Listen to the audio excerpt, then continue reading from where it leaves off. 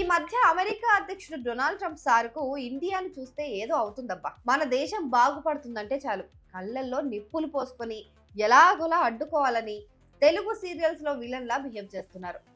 అది జలసీనా, కోపమా, ప్రేమ కూడా అర్థం కావట్లేదు.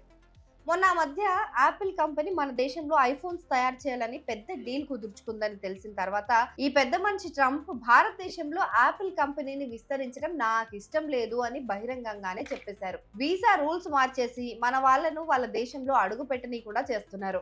ఇక ఇప్పుడు తాజాగా మన బంగారం లాంటి మామిడి పండ్లను మాకొద్దని తిరిగి పంపించేశారు. తిరస్కరించినవి ఏ లారీ సరుకో 2 లారీల సరుకో కాదు, ఏకంగా 15 షిప్మెంట్లలోని మామిడి పండ్లను తిరస్కరించేశారు. మనకు కోట్ల రూపాయల నష్టం కలిగించారు.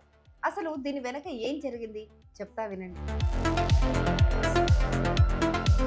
మన దేశంలో పండే సూపర్ క్వాలిటీ మామిడి పండ్లను మనం అంతగా తినం. ఎందుకంటే వాటి ధర చాలా ఎక్కువగా ఉంటుంది, ఆకాశాన్ని తాకుతుంది. అంత రేటు పెట్టి కొనేదెవరు అనుకుంటాం. అందుకే వాటిని మాత్రం విదేశాలకు పంపించేస్తాం మనం. అక్కడ డాలర్లు కుమ్మరించే వాళ్ళు ఉంటారు కాబట్టి వాళ్ళకి ఆ ధర పెద్దగా అనిపించదు. అయితే ఇండియా ఎక్కువగా మ్యాంగోస్ పంపే కంట్రీ కూడా అమెరికానే. అమెరికన్లు కూడా ఈ సీజన్ కోసం తెగ ఎదురు చూస్తూ ఉంటారు. ఇండియన్ మ్యాంగోస్ అంటే వాళ్ళకు ఇష్టమే. ఈసారి అలాంటి మంచి మామిడి పండ్లను ఇండియా నుంచి అమెరికాకు పంపిస్తే అక్కడి అధికారులు ముఖం మీదే మాకొద్దు అని వెనక్కి పంపించేశారు. రీజన్ ఏంటి అని అడిగితే ఏదో పేపర్ వర్క్ సరిగ్గా లేదని ఏవో రూల్స్ అన్ని చెప్పి నో చెప్పేశారు. తిరస్కరించినవి కూడా ఏ లారీనో 2 లారీలో అయితే బాధపడే వాళ్ళం కాదు, ఏకంగా 15 షిప్మెంట్లలోని మామిడి పండ్లను వెనక్కి పంపించేశారు. ఒక షిప్మెంట్ లో 1-2 టన్నుల మామిడి పండ్లు ఉంటాయని లెక్కేసుకుంటే దాదాపు 15 నుంచి 30 టన్నుల మామిడి పళ్లను తిరస్కరించారు. పండ్లు అమ్ముడు పోలేదని ఒక బాధ అయితే ట్రాన్స్పోర్టేషన్, షిప్మెంట్ ఛార్జీల గురించి కూడా ఆలోచించకుండా కనీస కనికరం లేకుండా అవమానించి మీ సావు మీరు సావండి అని వదిలేశారు.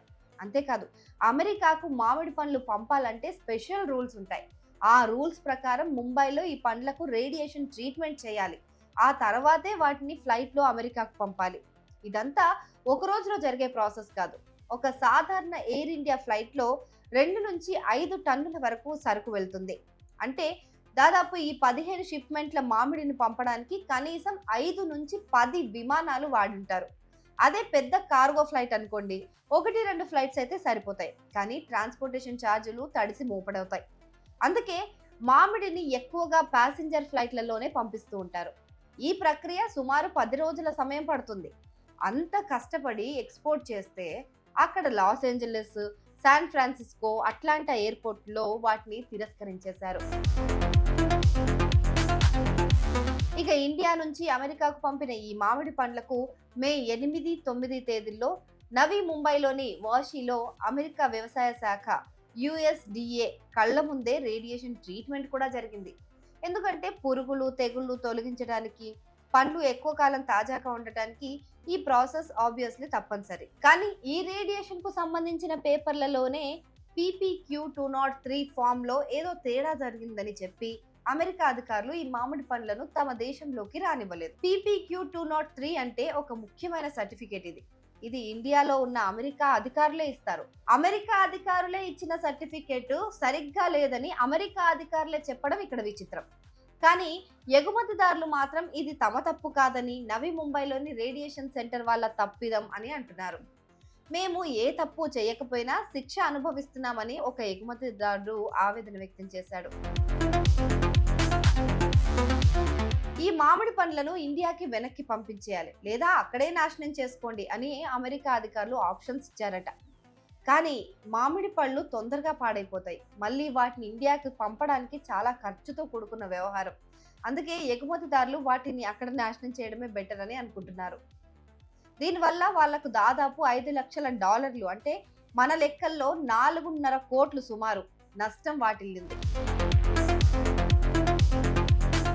USDA ఒక ఎక్స్పోజర్ కి పంపిన నోటీసులో PPQ-203 ఫామ్ ను తప్పుగా ఇచ్చారని, అందుకే అమెరికా కస్టమ్స్ వాళ్ళ సరుకును లోపలికి రానివ్వలేదని చెప్పారు. ఈ నష్టానికి అమెరికా ప్రభుత్వం ఎలాంటి బాధ్యత తీసుకోదని కూడా తేల్చి చెప్పేశారు. మరి దీనికి ఎవరు బాధ్యులు? మన వాళ్ళే పేపర్లు సరిగ్గా ఇవ్వలేదా? లేక ఇక్కడున్న అమెరికా అధికారులు కావాలనే పేపర్లు సరిగ్గా సైన్ చేయలేదా? లేక చిన్న చిన్న కారణాలకే అక్కడి అధికారులు కావాలని మ్యాంగోస్‌ని తిరస్కరించారా? అనేది ఇప్పుడు తెలియాలి. ఈ విషయం పైన agriculture, processed food, products exports development authority APEDA స్పందించాల్సి ఉంటుంది. ఇది యూఎస్డీఏ ద్వారా గుర్తింపు పొందిన మహారాష్ట్రలోని వాషి సెంటర్‌కు సంబంధించిన విషయం అని అది తేల్చి చెప్పింది. కాబట్టి అసలు విషయం అక్కడి నుంచే మనకు తెలియాలి. భారతదేశ మామిడి పండ్లకు అమెరికానే అతిపెద్ద ఎగుమతి మార్కెట్ ప్రస్తుతానికి. అందుకే అమెరికాకి పంపేందుకు కొందరు రైతులు స్పెషల్ కేర్ తీసుకొని ఏడాదంతా కష్టపడి కాయలను పండిస్తారు పాపం. అవి సరైన సమయంలో కోయకపోయినా ఎక్స్పోర్ట్ చేయడం కష్టమవుతుంది. కోసాక వాటిని ఎయిర్పోర్ట్ లో డీపోర్ట్ చేసే వరకు పెద్ద తతంగమే నడుస్తుంది. అలా ఎంతో ఓపికగా ప్రతి చిన్న జాగ్రత్త పాటించి రైతులు మేలిమైన మామిడి పళ్లను అమెరికాకి పంపే వ్యాపారులకు అందిస్తారు. అదొక వాణిజ్య పంటగా మారింది ఇప్పుడిప్పుడే. కానీ ఇప్పుడు రేడియేషన్ ప్రక్రియ పూర్తయిన తర్వాత కూడా డాక్యుమెంటేషన్ లోపం కారణంగా షిప్మెంట్ ను తిరస్కరిస్తే అది తీవ్ర వ్యాపార నష్టాలకు దారితీస్తుంది. అంతేకాదు ఇక్కడ వాళ్ళ నిర్వహణ లోపం కూడా బయటపడుతుంది. ఇప్పుడు భారత ప్రభుత్వం, సంబంధిత సంస్థలు ఈ విషయాన్ని దర్యాప్తు చేసి ఏం నిర్ణయిస్తాయా అనేది వేచి చూడాలి.